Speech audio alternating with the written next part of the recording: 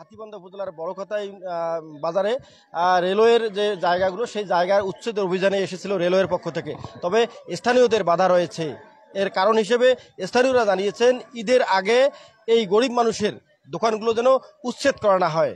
এ নিয়ে এই রেলওয়ের কর্মকর্তা এবং প্রশাসনের সঙ্গে স্থানীয়দের বাকবিতণ্ড হয়।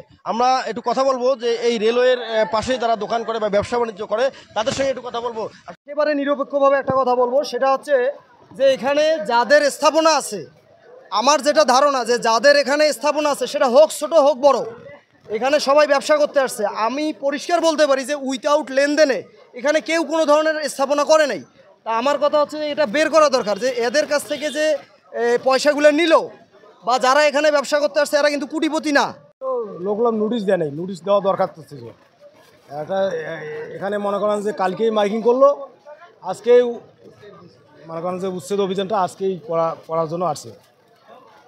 এখন আগামী তো 3 দিন কয়দিন পরে ঈদ, আর মানুষের বিভিন্ন রকমের সমস্যা, বিভিন্ন রকমের মানুষের বিভিন্ন সমস্যা নিয়ে এখন আছে। এই উচ্ছেদটা কিছুদিন সময় দেওয়া উচিত। একদিনে গতকাল মাইকিং করছে, আজকে ভাঙা শুরু করছে। এটা নোটিশটা তো আরো কয়েকদিন আগে দেওয়া দরকার ছিল। গরিব মানুষ অনেকে এখানে ব্যবসা বাণিজ্য করে খায়, তাদেরকে যে দোকানপাট ভেঙে দিচ্ছে, সামনে ঈদ, তাদের আবেদন যে আমাদেরকে আরো সময় দেওয়া হোক এবং যাচাই বাছাই করা হোক, কাগজপত্র যাচাই করে তারপরে ভাঙা হোক। এই যে ব্যবসায়ীরা যে রয়েছে তারা বৈধভাবে ব্যবসা করতে চায়, তাদের কথা একটাই, যারা ব্যবসা প্রতিষ্ঠান গড়ে তুলছে তাদেরকে যেন বৈধভাবে ডিসিআর করে দেওয়া হয়, আর যাদের ডিসিআর করা আছে তাদের জন্য বৈধভাবে তাদের এই খাজনা যেন নেওয়া হয়, তাহলে তারা বৈধভাবে ব্যবসা করতে পারবে এবং তারা ব্যবসা করতে রাজি আছে বৈধভাবে।